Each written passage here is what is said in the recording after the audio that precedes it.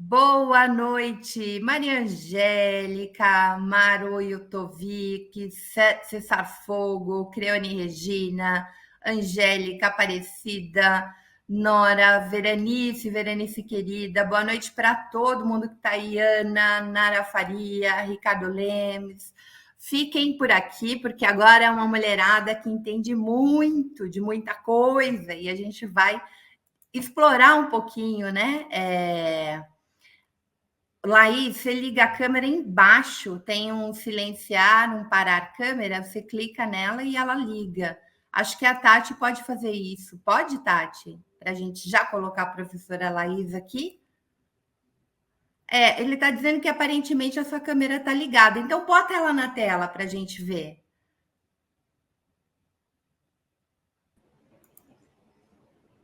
Isso. Está aparecendo, Laís, alguma coisa. Estranho. Não, a câmera está ligada. A câmera está ligada. Sabe o que a gente está vendo? A gente está vendo Peraí. um conector. Nossa, e você me ouve? Estamos ouvindo e estamos vendo algum aparelho, porque a sua câmera está voltada para algum aparelho. Deixa eu ver se alguém me ajuda aqui. Tá um aparelho mesmo, que estranho. A câmera. Por favor, gente, ajude a Laís. Enquanto isso, enquanto a Laís resolve, eu queria que a Tati colocasse uma matéria sobre as conquistas, né, as políticas e as ações anunciadas no 8 de março, gente. Porque, assim, se fala tanto desses seres ridículos, escrotos, né, porque eles roubam até o 8 de março, né? Aquele Ridículas Ferreira lá com a peruca de mico leão dourado. Assim, esse sujeito, ele não sabe o que é ser homem, assim, quem dirá falar sobre como as mulheres devem agir, o que é ser mulher, o que é ser mulher trans. É um imbecil, um total cretino. Não quero perder tempo com esse sujeito. Eu quero mostrar algumas das ações e das políticas que foram anunciadas pelo governo federal neste 8 de março. Bota aí na tela. Eu acho que a gente precisa divulgar isso. Esquecer esses Nicolas, esquecer esses cretinos. Dá para você ampliar um pouquinho mais para tirar esse. Para as pessoas verem? Tati, dá? Não, esse é o máximo. Aí tem que clicar aqui no cantinho da tela para maximizar a tela que está assistindo, Fru. Tá bom. Então, olha lá. O pacote do governo inclui 25 ações, dentre elas a criação do Dia Nacional Marielle Franco, que é uma coisa que a gente vai tratar hoje aqui, que é violência política, né? A gente vai estar com a deputada Laura Cito e a Laura Astrolábio, criadora da Tenda das Candidatas, além da professora Laís Abramo. A construção da Casa da Mulher Brasileira, que havia no governo Dilma e foi interrompido, e oficinas de fabricação de absorvente em presídios femininos. Gente, isso é muito legal. Lembram que o Bolsonaro vetou, né, o dinheiro, enfim, os recursos para absorvente, para baixa renda e para presídio, enfim. É uma loucura, né? A forma desumana que as mulheres nos presídios vivem. Então, isso é bem legal. Depois, produtos em condições especiais do Banco do Brasil, com linha de crédito para agricultoras familiares ou empreendedoras, programa de empreendedoras tech para empresas e projetos tecnológicos liderados por mulheres, isso é maravilhoso. O Dia Nacional da Marielle, que a gente já falou. Colocar como critério de desempate e licitações o governo federal a equidade de trabalhadores homens e mulheres. Essa é uma coisa muito interessante. Vocês se lembram que no programa passado, a juíza Ana Paula Varenga, falando que na base da justiça, homens e mulheres são quase que paritários, mas ao longo da carreira, as mulheres não sobem. Então, isso é interessante, né? Da gente tentar garantir essa paridade. Encontro Nacional das Mulheres das Águas, o lançamento do Prêmio Mulheres das Águas, lançamento do Programa Dignidade Menstrual para as pessoas em situação de vulnerabilidade. Sobe, Tati. Opa! O edital de 4 milhões para projetos municipais com foco na prevenção e violência à criminalidade, com foco nas mulheres. 1 milhão para financiar, 1,5 milhão para financiar projetos para fomentar ações de geração de emprego e renda e participação social para mulheres em situação de vulnerabilidade. Precisa de muito mais dinheiro, né, gente, para isso, mas já é um começo quando a gente pensa que o Estado que o Lula encontrou é um Estado falido, né, que foi tudo para orçamento secreto. Doação de 270 viaturas para as patrulhas da Maria da Penha, excelente. Reforço das estruturas das delegacias de atendimento à mulher, muitas delas foram fechadas. Construção da Casa da Mulher Brasileira, que a gente já falou, desenvolvimento de encontros, eventos, debates e balanços no âmbito do Ministério da Justiça e Segurança Pública, com foco em gênero. A gente é um país campeão aí em feminicídio, isso piorou muito no período da pandemia. Sobe, Tati. E acho que é desenvolvimento de encontro, evento, tá, terminamos aqui. Ou seja, eu não citei as 25, porque o destaque não trouxe as 25, mas vocês viram a quantidade de coisas que foram lançadas. E o principal deles, né, que é colocar o Brasil signatário das convenções da OIT para trabalho igual, salário igual, né? Mas as mulheres sempre ganham menos exercendo a mesma função. Então, há aí um esforço de criar uma legislação para regulamentar a igualdade salarial. E aí a gente vai ter espaços e mecanismos, inclusive na justiça, para cobrar isso, porque a mulherada está em torno de 20%, 30% a menos. Boa noite, Serginho. Boa noite, Nara Faria. Agora acho que já está ok com a professora Laís. Laís? Agora o som. Abre o som. Boa noite. Boa noite. Desculpa aí a confusão com a câmera, que estava desligada, mas acho que agora... Deu tudo certo. Você está lindona aí. Obrigada, viu? Obrigada. Laís, com você. Eu queria começar com você. Primeiro, assim, conta um pouquinho o que a tua secretaria faz, qual é a função dela. Depois a gente passa nosso papo para pensar um pouco, Laís, que eu tenho pensado muito, assim,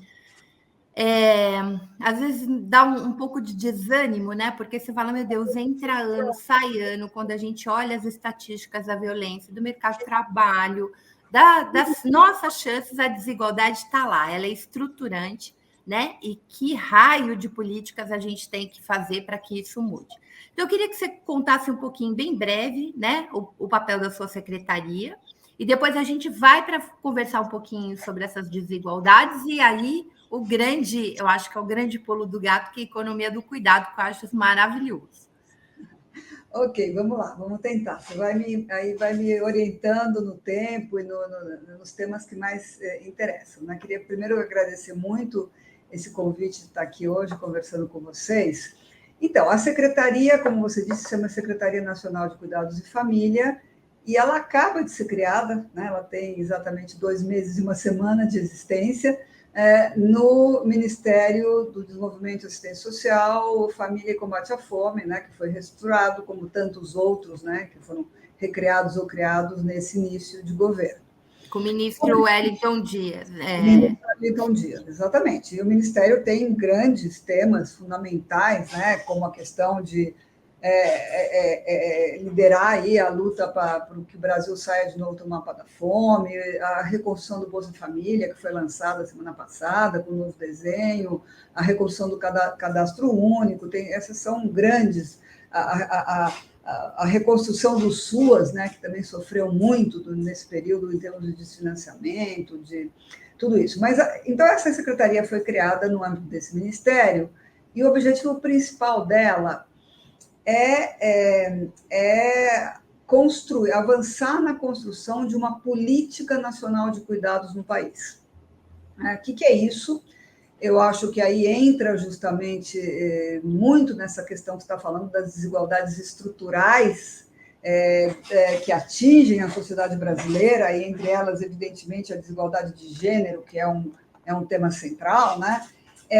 E, então, o que a gente tem conversado é que você... Desculpa. É o seguinte, quando você fala das desigualdades estruturais no mundo do trabalho, né? As mulheres têm maior taxa de desemprego, as mulheres estão mais fora da força de trabalho, e isso foi algo que se evidenciou muito no contexto da pandemia, né? Quantas mulheres tiveram que sair do mercado de trabalho pela destruição do mercado de trabalho, pelo desalento, as mulheres ganham menos, a jornada total de trabalho das mulheres é superior que a dos homens, aproximadamente 5 horas por semana, né? Então, tudo isso, que como se fala, é uma longa luta, e a gente, às vezes, né, vê essas desigualdades se reporem. Acho que a gente tem que pensar que, por exemplo, no período dos governos do presidente Lula e da presidenta Dilma, houve avanços muito importantes, né? Por exemplo, na redução da desigualdade salarial entre homens e mulheres, que tiveram associados a políticas como as políticas de valorização do salário mínimo. Se as mulheres se concentram, as mulheres... os negros, as mulheres negras se concentram na base da pirâmide salarial, se o salário mínimo se eleva, você reduz, né? Mas são realmente... Deixa eu só te cortar, que a Tereza Campelo sempre fala isso. Ela fala da importância, né? Vocês trabalharam junto na Perseu Abramo, toda essa política aí de cuidado, de combate à fome, vocês têm muita contribuição no programa, mas ela sempre disse isso. O Bolsa Família, ele é importante, mas ele é importante, ele reduziu a violência doméstica, ele ampliou a permanência da criança na escola, é impressionante, né? As crianças do Bolsa Família têm uma média de frequência muito maior do que as crianças fora do programa, e colocou o pobre no radar do Estado, que essa é uma coisa muito importante, né? Da mãe da vacina, fazer o pré-natal, porque tinha todas as contrapartidas. Mas ela sempre argumenta que, apesar do Bolsa Família ser bastante importante, ajudar a circular a economia, foi a valorização do salário mínimo que combateu a desigualdade. E quando a gente vem Bolsonaro, 4 anos sem aumento real, a gente vê como despencou, né? A fome volta tudo. Exatamente, exatamente. Então, e acho que essas lutas são fundamentais, né? A luta pela valorização do salário mínimo, pela negociação coletiva, por incluir os temas de gênero na negociação coletiva, pela formalização do trabalho das mulheres, pelo acesso das mulheres a empregos, tudo isso é fundamental. Mas também é fundamental a gente pensar que a gente jamais vai conseguir conquistar a igualdade de gênero no mundo do trabalho se a gente não olhar para a esfera do que se chama o trabalho reprodutivo, né? Ou a esfera que está fora do mercado de trabalho. Então, aí é que entra a discussão do trabalho doméstico de cuidados não remunerado e do tema dos cuidados, né? Então, é isso que a gente está discutindo, né? Quer dizer, a construção dessa política nacional de cuidados, ela não... o MDS e esta secretaria, ela tem um papel importante. Nós estamos fazendo um trabalho conjunto com o Ministério das Mulheres, evidentemente, porque esse é um tema central também para o Ministério das Mulheres, e vai ter que ser uma construção intersetorial, envolvendo diversos ministérios, isso só para falar no âmbito do governo federal. Depois tem todo o diálogo com a sociedade civil, com as organizações de mulheres, organizações sindicais, etc., né? Mas ontem, né, só completando, acho que ontem foi um dia realmente excepcional, quer dizer, acho que o pacote de medidas que foi lançado ontem é um pacote muito potente, e entre essas medidas, além, como você já falou, da ratificação das convenções 190 e 156 da OIT, foi lançada a ideia, não a política em si, mas a criação de uma instância institucional que vai ser agora formalizada nesses próximos dias, que é um grupo de trabalho interministerial para discutir essa política nacional de cuidados, né? Então, aí, eu acho que a gente tem que pensar o seguinte, porque o que acontece? O cuidado, eu acho que ele tem que ser visto como uma necessidade e um direito de todas as pessoas ao longo do seu ciclo de vida. Todas as pessoas necessitam de cuidados, né? Os cuidados, inclusive, para reproduzir a vida cotidiana, né? Como é que você produz os alimentos, como é que você garante a higiene, a moradia, o vestuário, né? Tudo isso é um trabalho de reprodução da vida que é cotidiano. Mas, evidentemente, existem situações e condições nas quais as pessoas precisam de muito mais cuidados, né? E isso é evidente na infância e adolescência, principalmente na primeira infância, na velhice, as pessoas idosas, as pessoas com deficiência. Então, nessas etapas da vida ou nessas condições, as pessoas precisam de muito mais cuidados porque elas têm a sua autonomia comprometida, seja porque ainda são muito pequenas, seja porque vão perdendo essa autonomia por fatores como a idade ou por outras condições. E o que acontece é que na nossa sociedade, todo mundo precisa de cuidado, mas não é todo mundo que cuida. Sim. Quem é que cuida? Né? A maior parte desse trabalho é desenvolvido no interior das famílias e pelas mulheres. E é um trabalho que não é reconhecido como trabalho. Né? Você vê que a própria pesquisa da PNAD fala de afazeres domésticos. A gente diz, não, isso aqui é um trabalho doméstico e de cuidados não remunerado, que não é reconhecido enquanto tal, não é valorizado socialmente nem economicamente. Então, isso acaba sendo uma tremenda barreira para a entrada das mulheres no mercado de trabalho, ou na vida pública, ou qualquer outra dimensão da vida que as mulheres queiram participar, e compromete a sua autonomia econômica, uma porcentagem muito grande, depois eu posso dar os dados se te interessar, né, se interessar aqui, mas uma grande parte das mulheres que está fora do mercado de trabalho e que gostaria também de estar trabalhando no mercado de trabalho, não pode fazer isso porque está ocupada com o desempenho dessas tarefas domésticas que não são reconhecidas enquanto tal, né? Laís, você me mandou 3 lâminas, você queria que posso passar agora? Daí eu acho que você pode explicar. Pode. Tá bom. Bota aí. Ela preparou para a gente, pessoal, para vocês entenderem, porque o termo economia do cuidado é um termo novo, né? Porque não se fala desse trabalho doméstico e desse trabalho do cuidado não remunerado. Laís, eu já vou deixar uma pergunta penduradinha. As donas de casa, né? Aquelas que cuidaram a vida inteira da família, dos filhos, etc., elas não têm direito à aposentadoria. Entrar nessa. A minha mãe, ela demorou, ela pagou durante um tempo, depois ela conseguiu uma licença, porque ela ficou com muitas dores, tal, depois ela perdeu, e demorou assim um tempo enorme para a gente conseguir pelo menos um salário mínimo. Então, uma outra coisa que eu acho que tem que estar associado, e eu acho bem importante você falar dessa política intersetorial, porque assim, o salário mínimo desvalorizado do jeito que está, ele praticamente serve para comprar remédio. Porque a quantidade de remédio que o idoso passa a tomar é algo, e são caríssimos, assim, tem um monte de coisa cara. Depois eu conto assim um exemplo que eu estou vivendo na família que é inacreditável, porque você fala, meu Deus, quem está cuidando de quem?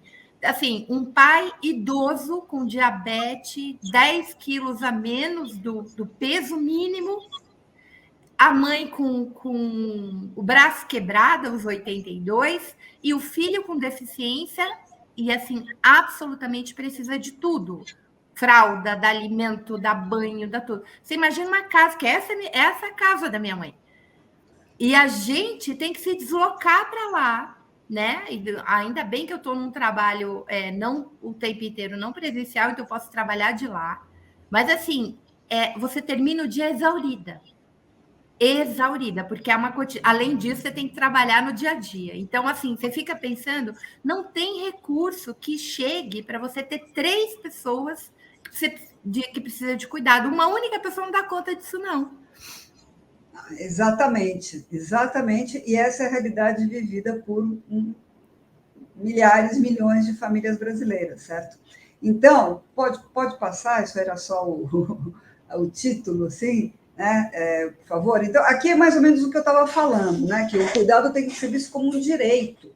Da mesma maneira que a educação, que a saúde, que a assistência social, que a prevenção são um direito, o direito a ser cuidado e a cuidar é também fundamental para o bem-estar das pessoas, para a reprodução da força de trabalho, né? Porque quem é que cuida das pessoas que depois vão trabalhar nas empresas? Né? Quem é que alimenta? Quem é que educa? Quem é que educa, claro, escola, mas a primeira educação, né? Então, essa visão ampla de cuidado, né? E tem exatamente, você falou, o caso das pessoas idosas, das pessoas com deficiência. O Brasil está passando um processo muito acelerado de envelhecimento, então não é mais apenas o cuidado com as crianças, é um envelhecimento acelerado, cada vez mais o número de pessoas de 80 anos e mais vai ser maior, como proporção da população, e é um envelhecimento que se feminiza, porque as mulheres vivem mais do que os homens, então muitas vezes vão ser casos de mulheres idosas sozinhas,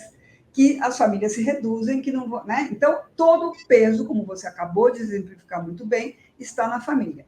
Então, essa ideia de que as mulheres são as provedoras principais, quando não exclusivas, do trabalho de cuidado, que não é reconhecido como um trabalho, né? E essa organização social dos cuidados está baseada no modelo de cuidado familiar, que você estava falando. Qual é a política pública que está apoiando essa situação que você acabou de descrever, né? Que se sustenta numa divisão sexual do trabalho que existe hoje e no trabalho não remunerado das mulheres, e as famílias têm que resolver isso do jeito que podem, né? Do jeito que dá, comprometendo, em geral, o tempo e o bem-estar de uma mulher provedora com muita limitada solidariedade intergênero. Muitas vezes são as mulheres sozinhas que fazem esse trabalho e esse trabalho não é compartilhado com os homens dentro da família, quando existe um homem dentro da família, um parceiro, ou uma parceira, seja como for, né? E isso provoca uma enorme pressão sobre a renda familiar, impede as mulheres de entrarem no trabalho, além dos gastos que você falou, com remédios, com equipamentos, com fraldas, com aparelhos geriátricos, quando é o caso, ou mesmo no caso das crianças também, né? Então, você tem todos esses gastos e você tem a mulher impossibilitada de ir no mercado de trabalho e ter um rendimento adequado, né? Então, em geral, as profissões de cuidados, incluindo as trabalhadoras domésticas, incluindo as cuidadoras, né, também são muito desvalorizadas e mal remuneradas. E tudo isso está marcado. Quer dizer, aqui você tem uma clara desigualdade de gênero, essa organização social do cuidado, ela reproduz a desigualdade de gênero, mas também sabemos que entre as mulheres existem muitas desigualdades. Então, tudo isso é muito mais acentuado para as mulheres mais pobres, para as mulheres negras, para as mulheres indígenas, para as mulheres que vivem nas periferias das grandes cidades, né? Então, você tem que ver isso também como entrecruzamento de desigualdades de gênero, de classe, de raça, de etnia e territoriais, né? Então, só para dar 2 exemplos, pode passar, por favor, eu vou dar 2 exemplos de como é que isso acontece, né? Esse gráfico, antes da pandemia, ele é o número de horas semanais dedicadas ao trabalho doméstico de cuidados não remunerados, esse trabalho que as pessoas fazem dentro das suas próprias famílias, né? Então, a gente pode ver aqui que as barras azuis são homens, as barras alaranjadas são as mulheres, e aqui está dividido por renda familiar. Então, vocês podem ver, vamos começar pela direita do gráfico, né? Aqui, no finalzinho daqui, são as pessoas que recebem 8 salários mínimos ou mais. Você tem uma grande diferencial de gênero. Enquanto as mulheres dedicam 14 horas por semana a esse tipo de trabalho, os homens dedicam 9,9. Você vai caminhando na direção das pessoas que recebem menos, você vai ver como o número de horas que os homens dedicam mais ou menos se mantém, em torno de 9, 10, 10,5%, etc. E o número de horas que as mulheres dedicam a esse tipo de trabalho aumenta enormemente, né? Você pega até na faixa de até um salário mínimo, as mulheres dedicam 20,4 horas a esse tipo de trabalho e até um quarto de salário mínimo, que é a faixa de renda da linha da pobreza, né? 24, quase 25 horas, enquanto os homens dedicam 12. Né? Então, aqui você pode ver como realmente a carga desse trabalho de cuidado está nos ombros das mulheres. Né? E das mais pobres. as mais pobres. Mais porque ainda. elas não têm como comprar esse serviço no mercado, elas não podem, elas não podem pedir um delivery de comida, não podem levar a roupa para lavar na lavanderia, ou tem muito mais limitações, né? Então, tudo isso pesa no orçamento doméstico, né? E é um círculo vicioso, porque justamente elas não podem. O número de pessoas que não têm, mulheres que não têm renda própria devido a isso é enorme. E aí a outra, o gráfico pode passar, esse também é bem expressivo, que aqui a gente pegou, com dados da PNAD de 2021, a proporção de pessoas em idade ativa, ou seja, entre 15 e 65 anos, que estão fora do mercado de trabalho, ou seja, que não procuraram emprego devido às responsabilidades familiares, porque elas não podem sair de casa porque elas têm que cuidar de outras pessoas. Então, no total, que é a primeira barra, quase 27%, né, de todas as mulheres que não procuraram emprego não fizeram isso por causa das responsabilidades familiares, enquanto que para os homens é 1,9%. Com filhos até 3 anos, isso sobe a quase 62%. Quer dizer, quase mais de 6 de cada 10 mulheres que não procuraram um emprego, muitas vezes querendo trabalhar, mas não podendo, e a razão principal disso é essa alta carga de trabalho de cuidado dentro de casa, né? Depois, com filhos de 4 a 5, 54%, com filhos de 6 a 14, 35%. Então, isso aqui mostra como realmente isso impede as mulheres de irem para o mercado de trabalho, de terem a sua autonomia econômica, e não estamos nem falando aqui da vida política, da vida pública, que são outras dimensões também, né? Então, eu acho que isso daqui é que mostra que são fundamentais políticas públicas que garantam que o peso do trabalho de cuidado seja distribuído, primeiro, mais equitativamente entre homens e mulheres dentro da família, né? Segundo, que haja uma liberação do tempo dessas mulheres, para que elas possam ir para o mercado de trabalho, para que elas possam concluir a sua formação escolar, profissional, para que elas possam se dedicar à vida pública, política, etc., né?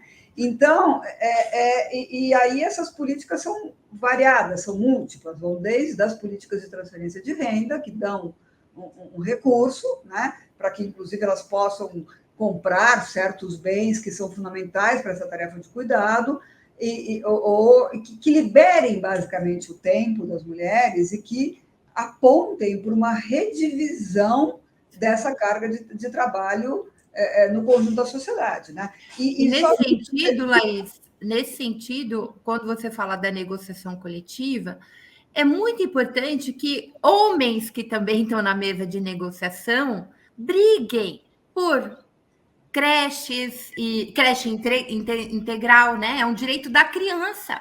Pai e mãe têm que brigar por esse direito. Ele ajuda a mulher porque a gente está numa sociedade que é muito desigual e a ideia de cuidar da criança fica para a mãe, não para o pai.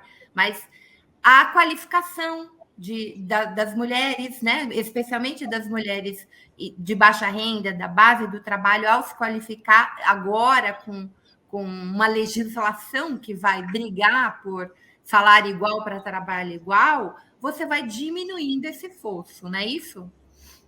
Exatamente, eu acho que é exatamente isso. Quer dizer, os homens têm que ser. Acho que uma das questões centrais é mudar. Aí tem uma questão cultural, valórica, de narrativas também, né? Mudar essa ideia de que cuidar é algo que não é primeiro, não é um trabalho, é algo que vem da própria natureza feminina. E a gente sabe que não é assim. A gente sabe, claro, existem os afetos que são fundamentais, mas isso significa realmente trabalho, né? Então, é você mudar essa divisão sexual do trabalho, é fazer com que uma parte disso haja uma política pública que permita realmente que você possa receber tanto recursos financeiros como ter serviços, equipamentos, por exemplo, os idosos, centros durante o dia, que as pessoas possam fazer atividades, que possa haver cuidadores do Estado que podem ir até as casas e desempenhar uma série de funções, liberando o tempo da mulher, em geral da mulher, porque ela que tá com isso, né? E quando a gente fala de economia do cuidado também tem outra coisa muito importante, que é pensar que isso é um setor que tem um potencial enorme de geração de emprego. Sim. As necessidades de cuidado vão continuar aumentando. Então, eu queria fazer só um breve... a Clara diz assim, o envelhecimento é normal, não tem nada de acelerado, pode ser prolongado, não acelerado. Clara, não. A gente está falando em termos demográficos, né? O Brasil mudou globalmente, mas o Brasil está muito acelerado esse processo. Por quê? Porque está nascendo menos, as famílias nucleares estão ficando cada vez menores, então você não tem uma quantidade de filhos como a gente tinha na década de 60, 50, 70. Então, as famílias hoje têm um filho. Antes, a minha família, da minha mãe, teve 5 filhos. Eu tive um, meu irmão teve um, minha irmã teve um, meu outro irmão um. Reduziu de 5 para 1. E o aumento da longevidade. A gente morria mais cedo, há 50 anos atrás. Agora a gente vive mais, né? Um avanço da medicina, de uma série de questões fez com que antes se morria no Brasil com 65 anos, era a média. Hoje, isso subiu bastante, é disso que ela está falando. E aí, eu queria, inclusive, indicar para vocês, vão aí na playlist do Fórum Sindical, para ver esse debate com o professor José Eustáquio, é um demógrafo, a gente vai falar das questões de previdência e do bônus demográfico, porque a gente tem uma grande chance agora, que agora a gente está no auge, o Brasil está no auge da idade produtiva. Nós temos a maioria da população em idade produtiva, jovem e produtiva. Então, agora é a hora de fazer isso que a Lei está falando, de gerar emprego decente, qualificado, de olhar para o trabalho do cuidado de forma econômica, como forma de a gente sair dessa crise que a gente está, tá? Laís, eu vou chamar nossas 2 outras convidadas para irem dialogando conosco. Laura Cito, cadê tu? Olá, tudo bem, meninas? Ela entra assim, ó, arrasando. Tudo bem? Como tá bonito! Essas tranças são maravilhosas, Laura. Obrigada. Olá, Laís. Olá, Maria. Prazer estar aqui com vocês. Eu te agradeço muito aceitar o convite, muito querida você. Gente, a Laura é deputada estadual gaúcha. A gente trouxe a Laura aqui para além do diálogo com a outra Laura. Cadê a Laura Astrolábio? Advogada Laura Astrolábio, cadê tu? A Laura, acho que deu uma saidinha, daqui a pouco ela volta. Sua câmera está fechada, Laura. Gente, é porque hoje eu estou aqui com problema de celular. Celular congelou, quer dizer, esquentou, né? Estava aqui assistindo a fala de vocês, dizendo que as pessoas antigamente morriam com 60 e pouco, com 40 e poucos, né? Hoje a gente está aí com 43, com cara de 25. Em série, a gente ouve direto, né? Os 60 é os novos 40, né? Bom, tomara que seja, mas a gente precisa, para ser os novos 40, a gente tem que estar com 60 com saúde, né? Tá bem. E para a gente estar bem, a classe trabalhadora precisa de direito. Então, a gente precisa ter mulher na política, como a Laura, representando a gente. Laura, eu queria começar com você, trazer você aqui para o papo, para a discussão, que a gente estava falando aqui com a Laís dessa grande desigualdade estrutural no Brasil, né? Que a gente já falou muito aqui, mas a desigualdade de gênero, a desigualdade racial, né? Que esse discurso, a chegada do fascismo, especialmente do neoliberalismo, acirrou muito profundamente isso, né? As violências. E aí eu queria começar com vocês um papo que, assim, eu até agora não engoli aquele moleque na câmera ontem, que é um desaforo, né? Aquele sujeito falar aquele monte de porcaria. Mas, assim, esse discurso, ele não é um discurso conservador. Ele é um discurso tão retrógrado que ele quer que a gente volte para a Idade Média. E aí, Laís, Laura. Eu estou aqui lembrando do pós-guerra, dos Estados Unidos, e do nascimento do feminismo muito combativo. As mulheres vão, na Segunda Guerra, vão trabalhar, né? Porque os homens foram para a guerra, etc. E tal. Então, elas começam a se empoderar, ganhar o seu dinheiro, produzir, ficarem independentes, etc. Os homens retornam, gente. E aí as mulheres, há um esforço coletivo do Estado e do capital para retirarem as mulheres do mercado de trabalho. É impressionante o movimento nos Estados Unidos, é um movimento muito retrógrado, que assim é a época dos lançamentos dos eletrodomésticos, é a época do secador, do aspirador de pó, de algumas coisas elétricas, e você volta de novo com esse papel da mulher dentro de casa, da mulher do cuidadora do lar, tal. Para mim, esse discurso que a gente vê dos ridículos Ferreira da vida, que a mulher tem que cuidar, a mulher é natural da mulher ficar em casa, cuidar dos filhos, etc. Ou aquele cara do Campari, essas bobagens todas. Isso tem a ver com o neoliberalismo, porque o neoliberalismo tira todas as políticas. Ele votou a EC 95, né? Então, reduz os recursos do Estado para a política pública. O que resta, gente? Resta a gente ficar com essa carga de trabalho imensa. Eu acho isso não é gratuito, esse discurso ultraconservador.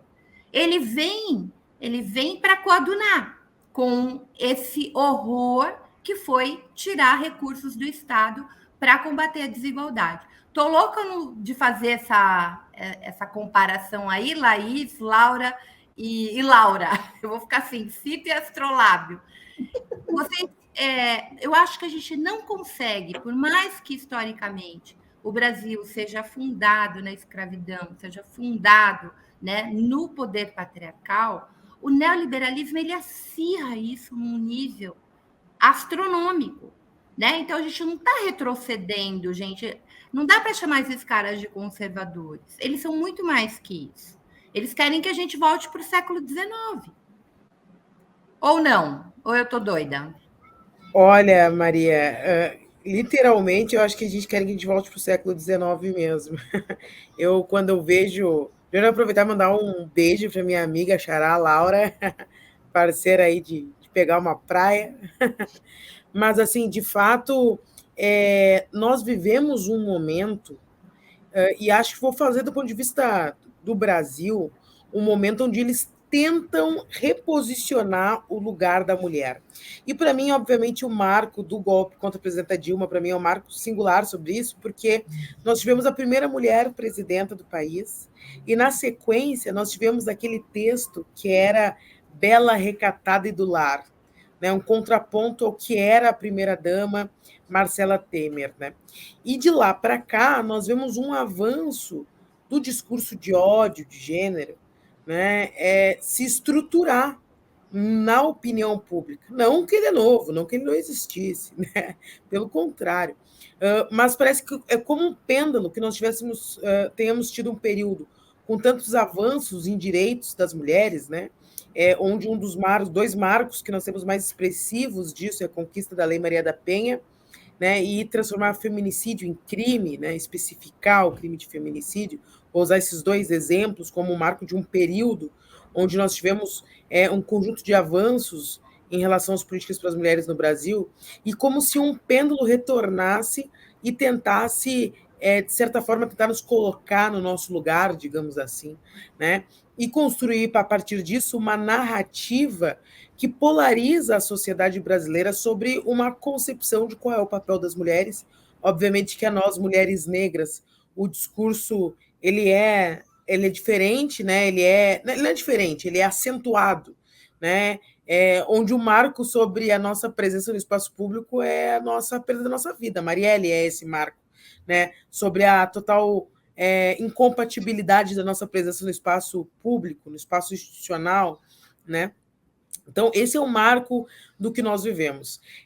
O resultado disso, essas experiências como o Red Pill, que está aí nos últimos dias, tomou espaço de debate público, né? Essa misoginia organizada e pseudomente intelectual, né? Levam como um movimento, como uma espécie de uma formulação, são a expressão desse processo histórico que nós vivemos no último período. Claro que no dia de ontem foi revoltante nós vermos o deputado federal mais votado do Brasil fazer um discurso transfóbico, né, como que nós vimos. Nem estou mencionando o nome do cidadão porque não merece tamanho ibope, né? Mas, de fato, também é característica, também é reflexo desse Brasil intolerante, que não aceita as mulheres, que não respeita a nossa diversidade, que é o país onde a média de vida de uma pessoa trans é de 27 anos, né? Então, é desse país que nós falamos. E eu fiquei muito feliz do 8 de março ontem, não só porque foi o primeiro 8 de março pós-Bolsonaro, mas porque transformamos dele um marco na retomada de políticas públicas para as mulheres do Brasil, de uma agenda de políticas públicas para as mulheres, né? Nós temos a lei da igualdade salarial, é algo que vai precisar de muita luta para que possa ser transformada em realidade. Nós estamos falando de fiscalizar o setor privado para que ele tenha transparência nas suas contratações, para que ele tenha transparências entre salário e funções, né? Todas nós temos uma história para contar de um espaço de trabalho que estivemos, onde ganhávamos menos que nossos subordinados, né? Eu vi uma pesquisa ontem bem interessante mostrando que conforme nós vamos avançando na nossa escolaridade, a diferença salarial vai aumentando, né? Ou seja, conforme vai se tornando mais subjetiva a agregação salarial, né, a valorização do empenho do nosso trabalho, vai se tornando mais nebulosa, né, esse aspecto. E, ao mesmo tempo, mais difícil da gente denunciar, né? Tu está numa posição de destaque, tu está numa posição economicamente, muitas vezes, até favorável, mas comparado ao teu colega aqui da mesa ao lado, né? Então, todos esses elementos, eu acho que eles constituem hoje uma perspectiva de esperança de respirar sobre a inversão de uma condição que eu tenho definido como uma condição não plena de cidadania. Quando nós precisamos falar, né, sobre as mulheres como sujeito de direitos, né, quando nós precisamos falar de instrumentos mínimos do Estado para a garantia da vida, da garantia da condição de acesso a serviços e a bens, nós estamos falando que a maior parte da população, que são as mulheres, é negado o direito de cidadania. Quando nós fazemos recortes raciais, né, de classe, LGBTs, esses indicadores eles ainda se tornam mais perversos, né? Muito bem. Laura, Astrolábio, tá muito engraçado eu com duas Lauras aqui. Tô parecendo professora, que tem que falar Laura Astrolabio, Laura Cito. É a primeira vez que eu encontro a Laura, depois que ela se tornou uma mulher política, né?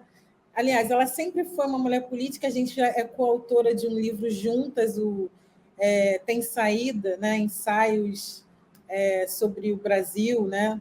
É o primeiro livro sobre política escrito exclusivamente por mulheres. Inclusive, tem um artigo da Marielle nesse livro. Depois a gente se encontrou aqui no Rio também. Enfim, estou muito feliz de ver você aí nesse lugar. Bem, para pegar esse gancho do que você está falando, assim, para mim é meio óbvio que isso tudo esteja acontecendo, né? Porque o capitalismo ele é contraditório, né?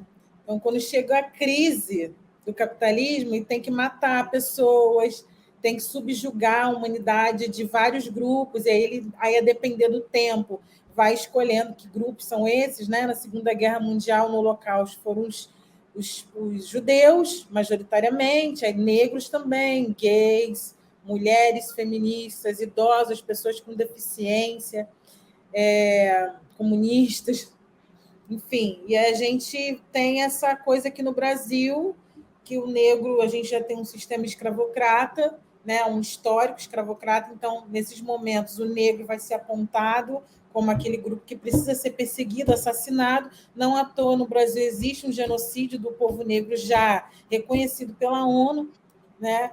E existe essa ânsia dessa extrema-direita em perseguir a população LGBT. Né? A psicanálise também explica um pouco isso, né? Dessa perseguição, né? Que essas pessoas têm, porque quando eles ficam, a impressão que eu tenho é que eles odeiam tanto e eles se incomodam tanto com a presença de uma pessoa trans, de uma mulher trans, sobretudo as mulheres trans, a impressão que eu tenho é que elas sofrem muito mais, elas sofrem a transmisoginia, né?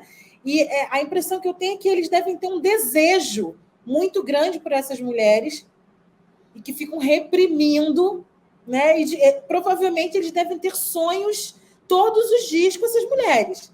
E aí a psicanálise explica, talvez o psicanalista deles, ou o psicólogo, deva saber isso mais do que a gente, se é que essa gente faz terapia, né? Mas eu acho que a gente está aqui falando da economia do cuidado e eu sistematizei algumas coisas aqui para falar. Eu cheguei quando a companheira Laís Abramo estava falando, né? Peguei muita coisa ainda. É um tema muito interessante e que dialoga muito com a pesquisa que a Tenda das Candidatas lançou antes de ontem, dia 7, né? Que é a pesquisa sobre combatendo a subrepresentação de mulheres, né, de gênero e raça na política, o impacto da Tenda das Candidatas. E aí a gente tem na página 72 dessa pesquisa... Laura, você quer que a Tati... a Tati vai mostrar para gente. Isso. Obrigada, Tati. A gente tem essa... Espera aí que... sim. A gente fala da função do cuidado e os impactos da pandemia. E a gente está relacionando com as mulheres, né? Porque nós tivemos inscrições de 80, contando a primeira temporada, que foi em 2020, na época da pandemia, mais a segunda temporada, que foi 21 e 22, a gente teve a procura de quase 800 mulheres, né? Procurando a tenda para ajudá-las a como organizar, né, e fazer campanha eleitoral. E uma das perguntas, e essa pesquisa foi lançada, onde a gente pega esses dados e qualifica para mostrar o que está acontecendo, para a gente poder entender a subrepresentação de mulheres. Né? E ela tem muito a ver com a questão da divisão sexual e racial do trabalho. Né? E essa divisão sexual e racial do trabalho está muito ligada à questão essencialista, né? De que as pessoas têm uma essência, né? E a Fro estava falando sobre isso. E a gente não tem essência nenhuma, a gente nasce, né? E a gente tem uma existência, né? Depois a gente se torna alguma coisa, depender da construção social que a gente teve.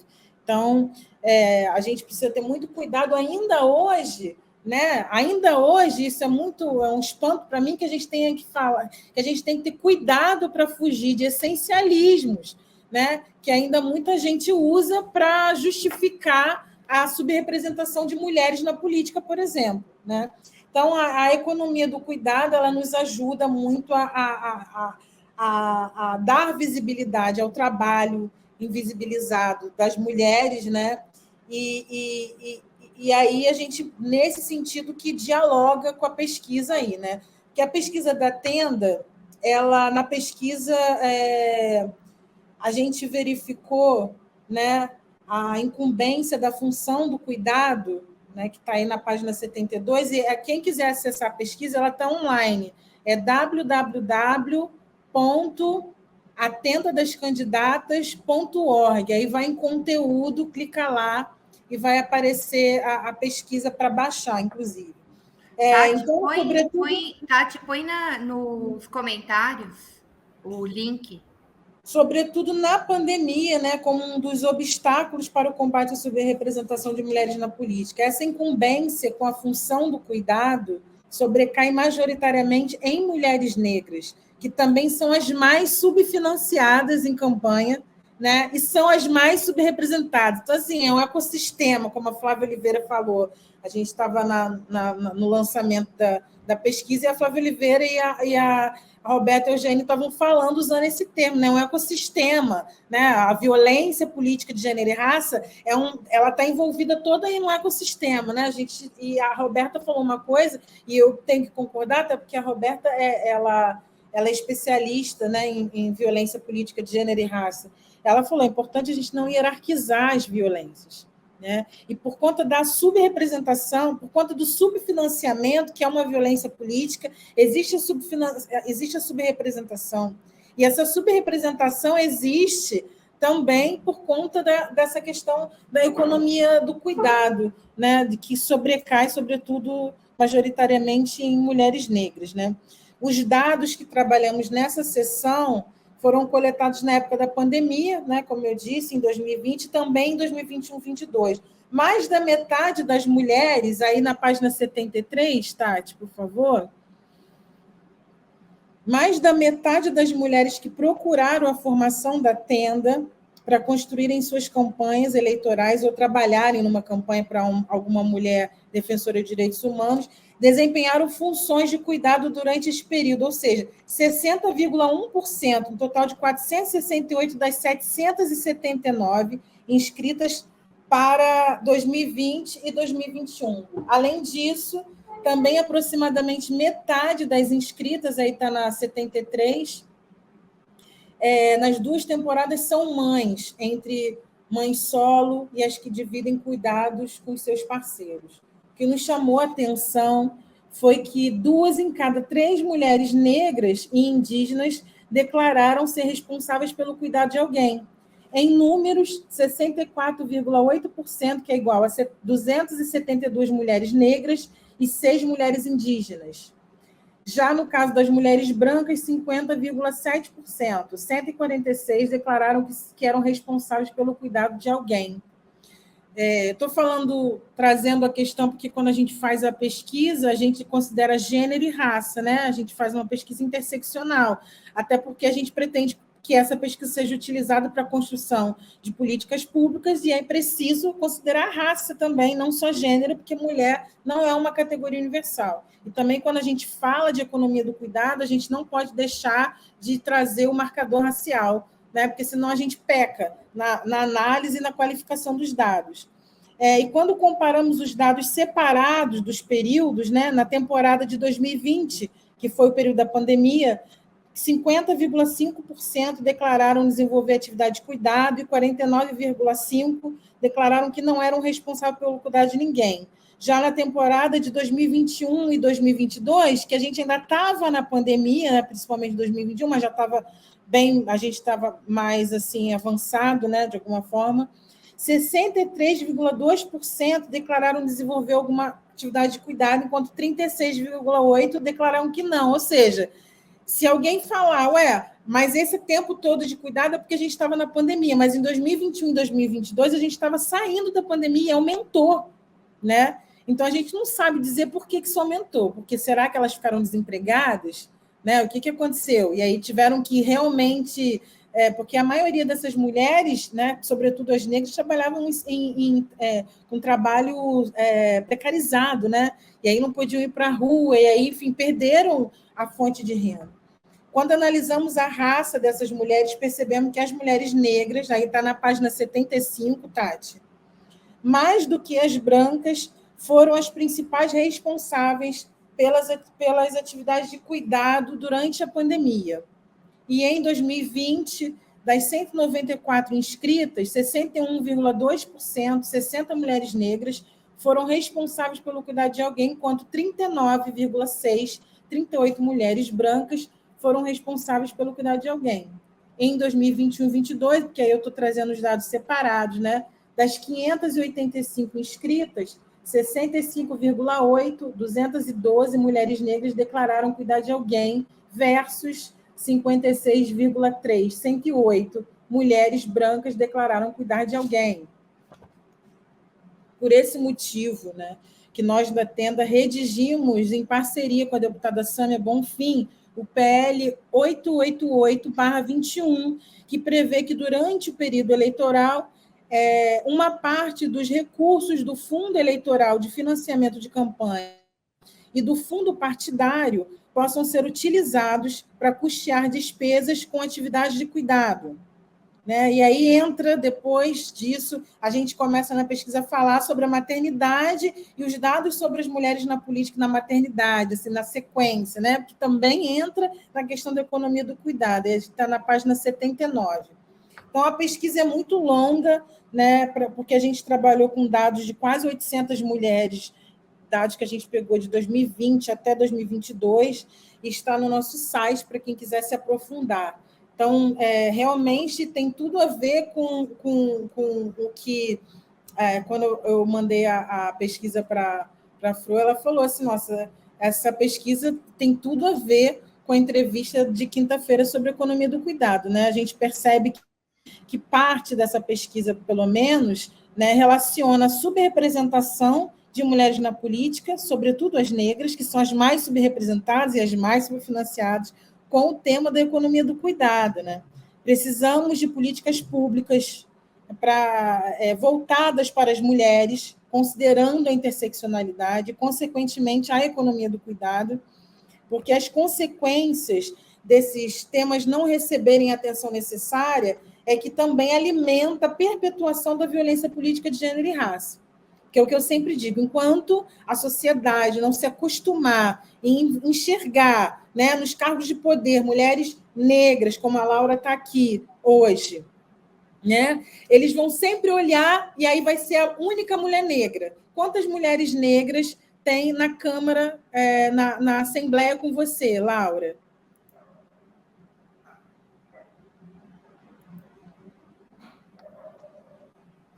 Somos, pela primeira vez, o Rio Grande do Sul elegeu mulheres negras, né? Pela primeira vez, elegemos 2 deputadas estaduais e 3 federais. Então, hoje, na Assembleia Legislativa do Estado do Rio Grande do Sul, tem 2 mulheres negras. Então, as pessoas olham, né, e pensam, ali não é o lugar dela, porque se fosse o lugar dela, a gente teria mais mulheres negras. Não é o lugar dela ali. Está vendo que ela está destoando? É isso. Então, aí olha para a Laura e fala assim, é uma outsider, entendeu? Está no lugar errado, era para estar em casa cuidando do filho, do marido, entendeu? Vai ver, não tem um marido que dá no couro, ou vai ver, ela não gosta de namorar, porque aí é isso, né? Que é mal amada, a mulher está na política, a gente vai sofrendo as misoginias, assim, né? Então, é importante que a gente combata a subrepresentação política. E, assim, aí eu vou dizer, porque, assim, isso é um fio que não acaba nunca quando a gente começa a analisar essa situação, porque a nossa democracia é frágil, e eu defendi isso no meu mestrado de políticas públicas em direitos humanos na UFRJ, defendi que a nossa democracia é frágil também por conta dessa subrepresentação de mulheres negras na política. Ô, Laura, e se as mulheres negras representam 28% da população, ou seja, representam o maior grupo demográfico brasileiro, e em 2018 eram apenas 13 na Câmara dos Deputados, é claro que a nossa democracia vai ser frágil, é claro que a gente vai ter ascensão do fascismo e tudo isso que está acontecendo aí. Então, se a gente não combater, não analisar as coisas pela raiz e não combater esse problema, especificamente, que é um problemão, a gente vai continuar com o fascismo ascendendo. E se bobear, daqui a 4 anos, eles estão no governo de novo. Não vão estar, porque a gente vai se organizar e não vai deixar. Eu vou trazer a Laís para essa conversa, porque a Laura falou vários dados e acho que a Laís pode nos ajudar. Na pandemia, Laís, eu acho que você apresentou alguns dados para a gente naquele curso de mulheres, ampliou, né, essa carga do cuidado, porque as mulheres, o curto espaço que as crianças ficam na escola, elas, com o distanciamento social, as crianças vieram, né? E eu não sei se eu estou maluca, mas eu acho que na sua pesquisa, acho que 87% dizia que tinha aumentado, né? A carga de trabalho, desse trabalho não remunerado. Eu queria que você falasse um pouco sobre isso e falasse também dessa dificuldade das mulheres voltarem para o mercado de trabalho. A Laura Cito, enquanto a Laura Astrolabe falava, teve um bebê aí, é um filhotinho, é um filhote, é o seu filho, Laura. Sim, o Pedrinho está aqui olhando a galinha pintadinha agora. Aí, ó, vocês estão vendo? Isso é bem legal, por outro lado, né? Uma mulher negra, mãe, é tudo aquilo que esses horrorosos, né, falam sobre nós.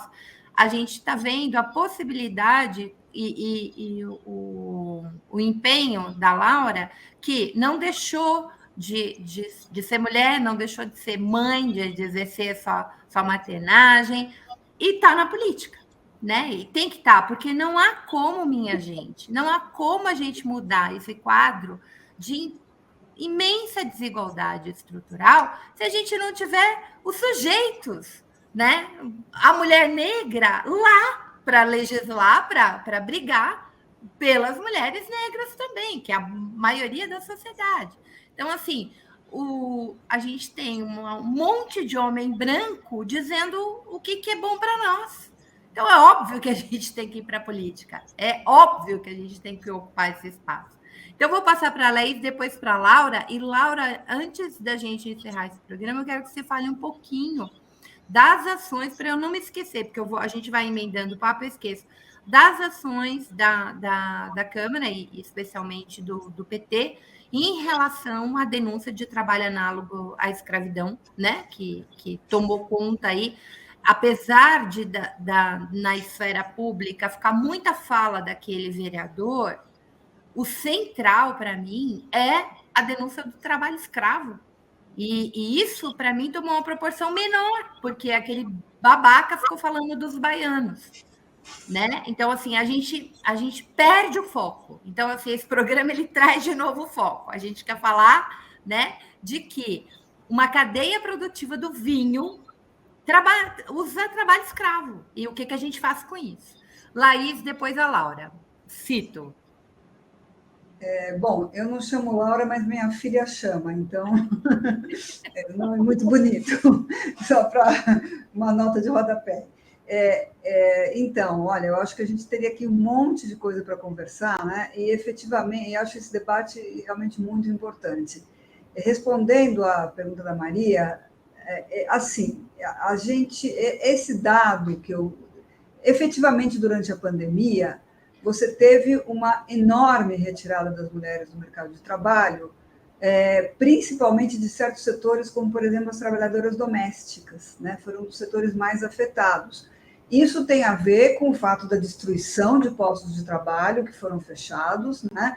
Mas também tem a ver exatamente com esse aumento da carga de trabalho devido ao fechamento dos estabelecimentos escolares, dos centros também de reabilitação de pessoas com deficiência ou pessoas idosas. Então, tudo isso, né, veio para dentro de casa, aumentaram as exigências de higienização, de tudo também, vocês lembram, tudo que a gente teve que fazer dentro de casa, né, para tentar se defender do vírus. E essa pesquisa foi uma pesquisa feita pela SOF, Organização Feminista de Gênero e Números, que mostrava como tinha aumentado mais entre as negras do que entre as brancas, mais na zona rural do que na zona urbana.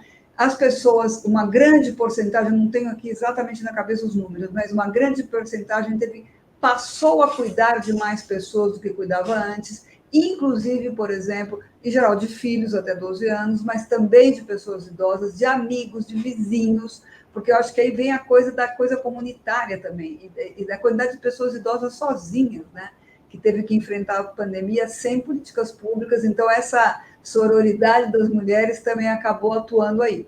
Agora, o mais impressionante é um dado que eu sempre cito, que elas perguntam, dizer assim, bom, isso teoricamente seria uma oportunidade de redistribuir o trabalho entre homens e mulheres dentro de casa. Então, perguntam em que porcentagem outras pessoas, que porcentagem de mulheres que diziam que o trabalho de outras pessoas, do parceiro, tinha aumentado, né? Quer dizer, que tinha sido melhor distribuído. E aí que vem esse dado de 83% disseram que ou não melhorou ou piorou. Quer dizer, não foi um momento em que os homens passassem a distribuir mais o trabalho. Isso acabou caindo de novo nas costas das mulheres. Então, eu acho que esse que é o grande tema, quer dizer, que a gente tem uma batalha cultural, uma batalha política, valórica muito importante, né, de tirar essa ideia de que é a mulher que tem que cuidar, porque é a mulher que tem que cuidar e ponto. Né? Eu acho, e aqui para não tomar muito tempo, a Laura Cito disse que tem que sair por causa do filhinho dela, né? Eu queria falar só duas coisas, né? E tudo que a Laura Astrolab falou agora é exatamente aquilo que eu também falei muito rapidamente, de como que essa alta carga de trabalho doméstico de cuidados não remunerado impede a mulher de entrar no mundo do trabalho remunerado e também na política, na vida pública, em todas as outras esferas da vida, inclusive os espaços de lazer, de cultura, né? Que tudo isso a gente fica muito prejudicada por causa dessa injusta divisão sexual do trabalho de cuidados. Né? Só para dar mais um dado, tem um cálculo de qual é a porcentagem de mulheres de 15 anos e mais que não estão estudando, né? Que não têm renda própria. Isso, no caso do Brasil, em 2021, 26% das mulheres, 26%, quase 30% das mulheres em idade ativa não tinha renda própria, quanto que para os homens essa porcentagem era de 17%. Então, é isso, quer dizer, no fundo isso reproduz a pobreza, reproduz a desigualdade, e aí eu concordo plenamente, é sempre uma desigualdade entrecruzada. É sempre aqui, a gente está falando de gênero, mas está falando de classe, está falando de raça, de etnia, de território onde vivem as pessoas, as periferias das grandes cidades. Tem a questão das mulheres jovens, que é muito importante também, porque elas têm que conciliar, muitas vezes, a educação, a escola, o trabalho e a responsabilidade familiar. Né? Muitas dessas... E aí vem aquela história dos jovens neném, que é um conceito que eu acho que a gente tem que abolir de vez. Não estuda, não trabalha. Como não estuda, não trabalha? 70% desses jovens que estão fora da escola e fora do mercado de trabalho são mulheres jovens que estão ou cuidando dos seus filhos, porque 48% já é mãe, ou cuidando dos seus irmãos menores, porque a sua mãe possa sair para trabalhar. Então, é tudo isso que eu acho que a gente tem que... quando a gente fala de uma política nacional de cuidados, envolve... O parlamento é fundamental, tem que ter um marco normativo para isso, né? E aí envolve justamente você mudar a concepção de como o trabalho de cuidado tem que ser distribuído socialmente dentro da família e entre o Estado.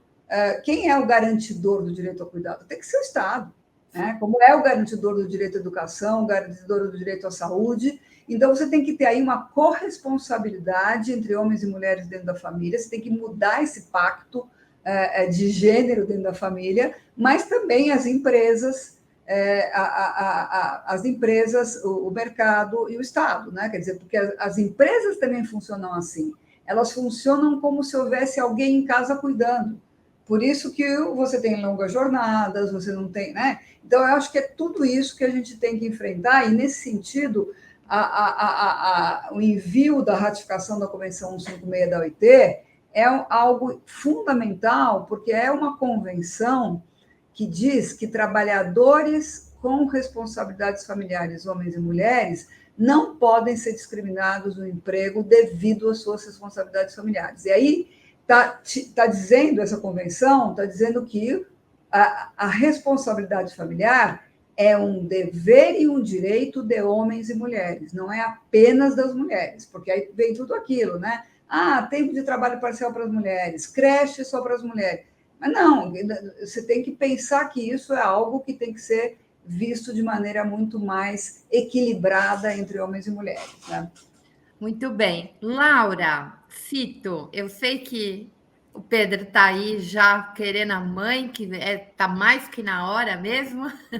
Então, assim, fala um pouquinho, faz um comentário se você desejar sobre isso que a gente está discutindo, mas privilegia a questão das ações aí em âmbito do legislativo, o que se pode fazer, o que está sendo feito em relação às denúncias de trabalho escravo lá em Caxias do Sul. Hoje eu estou aqui de um workshop do debate. Estou aqui trabalhando desde as 8 da manhã e agora acabou o turno do bebê na escolinha. Trouxe ele para o meu trabalho, dei uma pausa para continuar trabalhando, né? Acho que essa é exatamente a situação da mulher, onde, infelizmente, na nossa sociedade ainda recai, né? Isso a gente acabou até não abordando aqui de maneira mais, né? Mas onde recai ainda sobre as mulheres a questão do cuidado, mas eu visualizo que exatamente hoje a gente poder ter esse debate mais disseminado, a gente tem criado gerações de homens mais conscientes do seu papel ativo, né? E o quanto que é importante a gente conseguir ter esses reconhecimentos no campo das políticas públicas para que nós possamos avançar nessa concepção geral da sociedade, né? Então, esse compartilhamento desse espaço. Mas, aproveitando aqui, como a Maria pediu, né, para dar uma atualizada sobre esse tema da denúncia do trabalho análogo à escravidão na Serra Gaúcha, aqui em Bento Gonçalves, né? Eu estou como presidenta da Comissão de Cidadania e Direitos Humanos aqui da Assembleia Legislativa, portanto, estou bem envolvida, acompanhando essa situação. Ao chegar lá no dia que os trabalhadores foram encaminhados, na semana que eles foram resgatados, foram encaminhados já de volta para a Bahia, mas alguns ainda permaneceram, porque foram 207 encontrados em situações que correspondiam a análogos à escravidão. Mas tem mais outras centenas de trabalhadores naquele mesmo espaço que estão em condições precárias de trabalho, mas que não se encontram no quesito, né, de análogo à escravidão, ainda que as condições sejam insalubres de trabalho, né? E aí a gente fica pensando, né, quão difícil é, né, essa situação. Encontrando lá, inclusive, trabalhadoras gestantes, já com estágios avançados de sua gestação, já que nós estamos aí fazendo recorte também das mulheres no mundo do trabalho, né? E esse cenário da terceirização irrestrita, ele é um cenário que, infelizmente, constitui um ambiente favorável para que empresas deste caráter, né, elas se estabeleçam e, por serem terceirizadas, possam escafeder-se sem ter a devida responsabilização. Acho que esse é um dos temas centrais dessa discussão, né? Tem um tema central, que é o tráfico humano, o aliciamento da mão de obra para trabalho análogo à escravidão, né? Esse cenário que nós encontramos na cadeia produtiva do vinho, infelizmente, é um cenário comum a diversas cadeias produtivas que têm, né, o mecanismo sazonal. Então, são contratos curtos, né, onde os mecanismos, os instrumentos de fiscalização foram duramente atacados durante o governo Bolsonaro, durante o governo Temer, né? Nós temos uma desestruturação dos auditores fiscais do trabalho. O Ministério Público do Trabalho tem uma grande dificuldade também em RH para dar conta dessa fiscalização, dessa apuração. Então, assim, nós temos um ambiente extremamente delicado e que fez com que no Brasil saltasse nos últimos anos as denúncias, né, de trabalho análogo à escravidão enormemente, né? Então, o caso de Bento ele está dentro desse contexto, né, onde essas grandes indústrias utilizaram-se desse expediente. Cuidado, filho, vai cair em ti. Utilizaram-se desse expediente para poder baratear sua mão de obra, né, poder alavancar sua condição de produção. Tentam, de certa forma, se desresponsabilizar do fato, enquanto, na verdade, inclusive perante a lei, são responsáveis, né, pelo seu modelo de produção daquele produto que vendem, né, pelo seu mesmo trabalho que subcontratam, né, de sua responsabilidade. Então, é um processo extremamente complexo. Hoje nós estamos atuando como Comissão de Direitos Humanos em três frentes, né, que nós consigamos sistematizar as denúncias que estão chegando, porque depois que um caso desse vem a público, eclode diversas outras denúncias. Então, nós estamos trabalhando na sistematização dessas para oferecer elas aos órgãos competentes. Nós criamos um GT interinstitucional, um comitê interinstitucional para acompanhar essas denúncias, porque elas vão desde a rota de tráfico humano, até o próprio caso do trabalho análogo à escravidão naquele ambiente, a possível participação de agentes do Estado, né, na proteção dessa quadrilha. Então, assim, uma série de particularidades. Então, nós temos esse comitê interinstitucional, né, e também queremos trabalhar na elaboração, na revisão legislativa em relação a esse tema. Nós temos vários mecanismos, né, mas nós precisamos aprimorá-los para que nós possamos coibir esse tipo de situação. Isso aí versa desde políticas de prevenção, né, isso tange a identificação dessas rotas. Nós temos outras cadeias produtivas com rotas de outras regiões do Brasil que vêm para o sul do Brasil também trabalhar na colheita da maçã, entre outras, né, mas também uma política de cuidado pós-resgate, né, de encaminhamento dessas pessoas, né. Também é necessário que a gente avance sobre isso, né. Então, esse é um pouco do arcabouço que a gente vem trabalhando nesses últimos dias, né. É uma cena que estarrece o Brasil pelas suas diversas intersecções. Intersecção de xenofobia, de racismo. Eu acho, Maria, que a fala eu não vejo que a fala do vereador ela tirou o foco. Eu acho que, pelo contrário, eu acho que ela desenhou para o Brasil do que a gente está falando, sabe?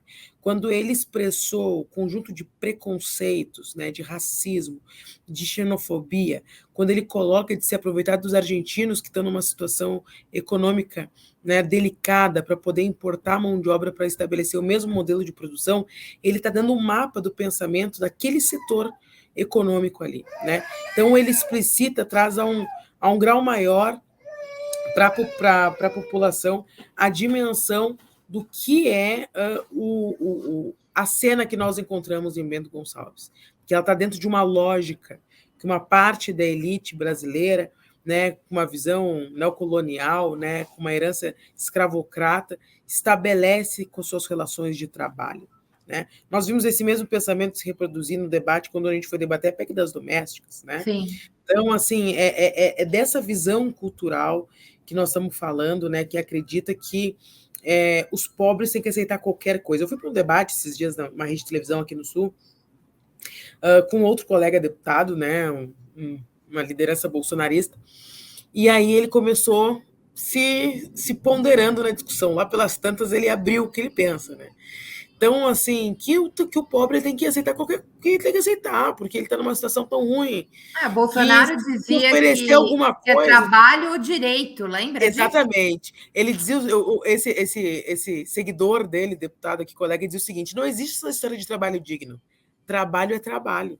Então, é sobre essa concepção, essa visão que nós estamos tratando, e eu acho que nós temos que aproveitar o ambiente de comoção, de sensibilização do debate público, para que nós possamos avançar, tanto no sentido de instrumentos legais que coíbam o trabalho escravo no Brasil, quanto em fortalecimento dessa rede de investigação, de fiscalização, porque esse cenário que nós vivemos, ele é fruto de um conjunto de ações que ocorreram, que constituem esse ambiente, que é a desestruturação dos órgãos de fiscalização, as flexibilizações da legislação trabalhista, né, e uma liberação a uma cultura de exploração dos trabalhadores brasileiros, né?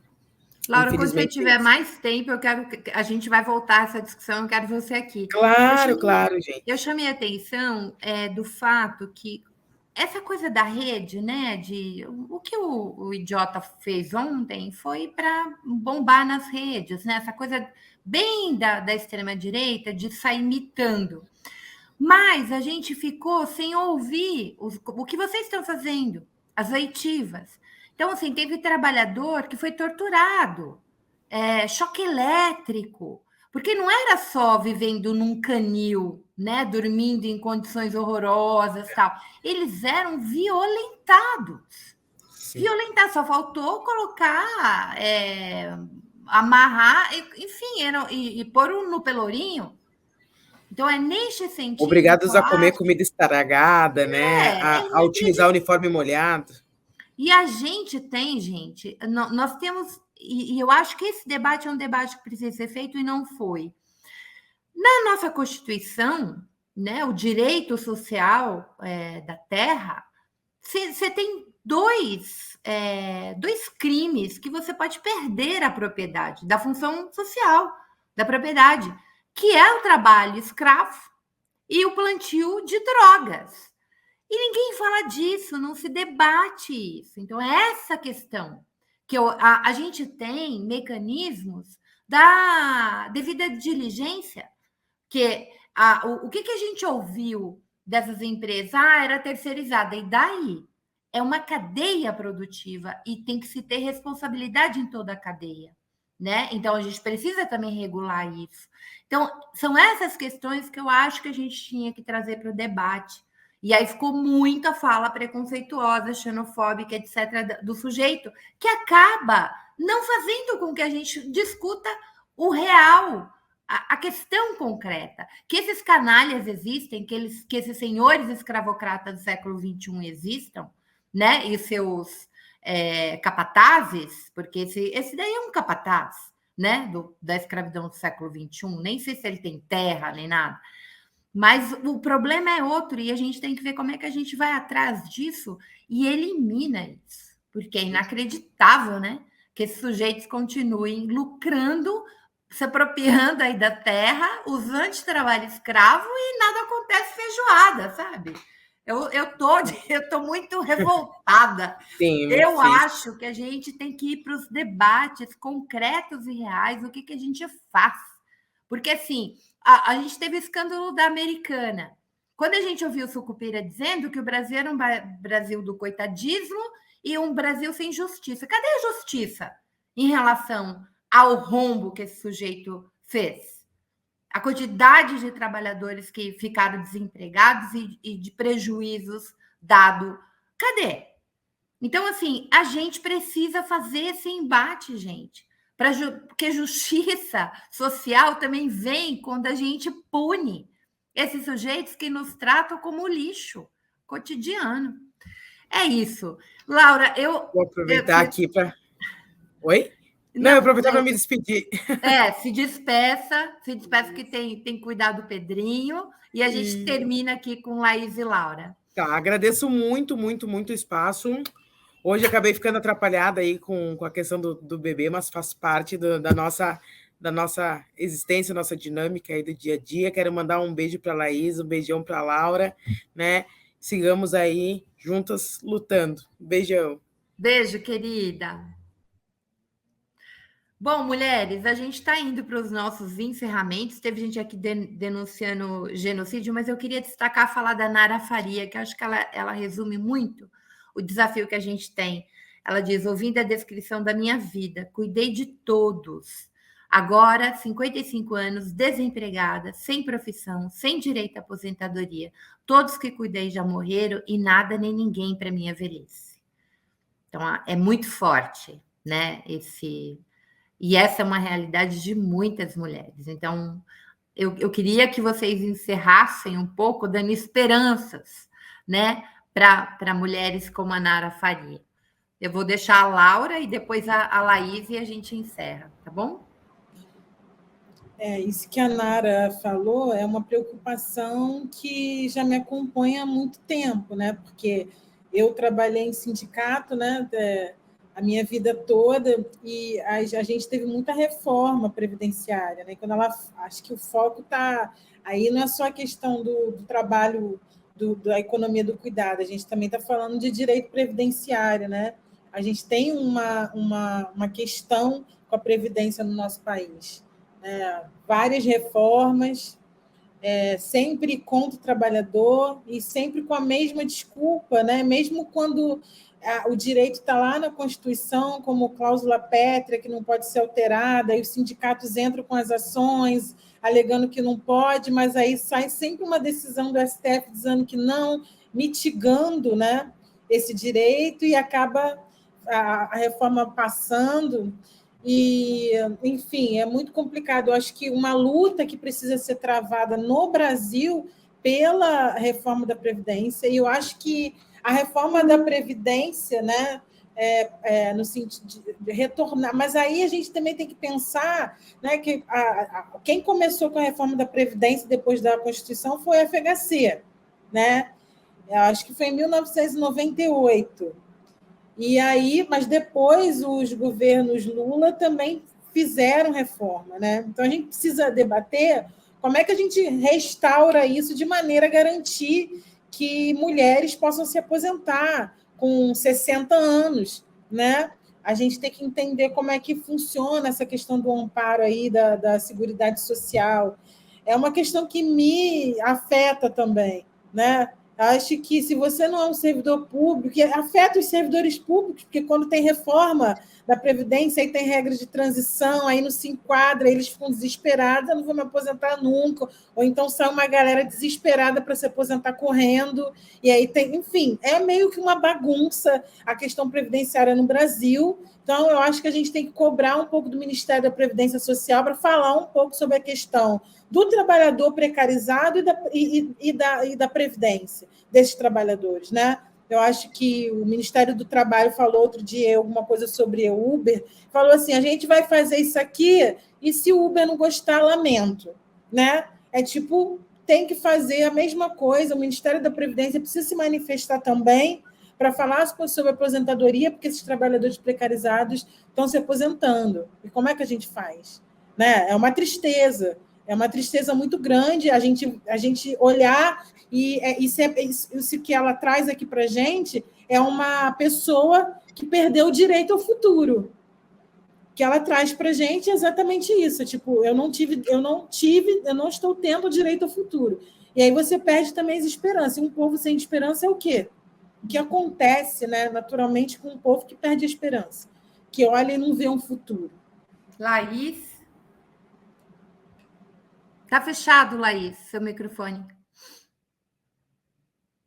Fecho para não atrapalhar, depois esqueço de ligar. Não, sim, realmente, acho que é um depoimento muito, muito forte e, infelizmente, uma realidade muito generalizada, né? E é isso mesmo, quer dizer, as mulheres que não, por causa de tudo isso que a gente está falando, não conseguem estruturar a sua, digamos, autonomia econômica, a sua vida, porque isso também é o ciclo da vida. Se você não consegue ter um trabalho informal, se não consegue ter um esquema contributivo da Previdência, etc., isso vai rebater no final da sua vida, quer dizer, 55 anos não é o final da vida, né?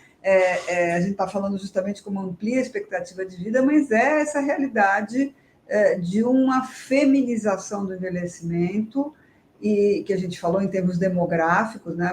Maria, você explicou muito bem que é uma tendência demográfica, quando eu falei da aceleração do envelhecimento.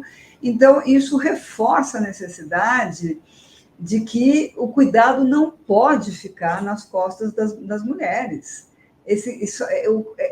Tem que haver políticas públicas, sistemas, serviços, equipamentos, né, que redistribuam essa carga entre homens e mulheres no conjunto da sociedade. As empresas têm que assumir a sua responsabilidade também nisso, para que as mulheres possam estruturar projetos de vida e que garantam para elas condições dignas durante a vida ativa no mercado de trabalho e fora depois, né? Então, eu acho que esse é o grande desafio. É claro que isso não é fácil, mas eu acho que a gente está num momento muito promissor, porque a gente teve, como foi dito aqui, um retrocesso tremendo nos direitos das mulheres e das pessoas em geral, das mulheres negras particularmente, mas acho que a gente está realmente num momento de reconstrução, e eu acho que todas, voltando ao 8 de março, né, ao pacote de políticas que foi lançado ontem, eu acho que a gente tem que aprofundar isso e avançar realmente na construção de uma sociedade em que as mulheres não tenham que ser penalizadas por tudo isso, né? E que isso não seja um elemento fundamental de reprodução da pobreza, da desigualdade, do desamparo, etc., né?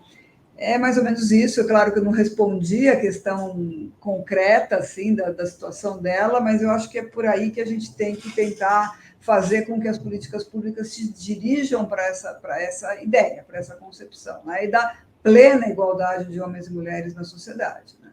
Que passa necessariamente por esse tema da redução do trabalho de cuidado e da redistribuição. Laís e Laura, no golpe, né? Em maio, a Dilma sai no 12 de maio e o processo vai para o Senado. Naquela semana, eu passei em Brasília e eu me lembro que eu fiz participei de uma coletiva com a Tereza Campelo. E aí a Tereza foi levantando, né, todas as políticas do MDS.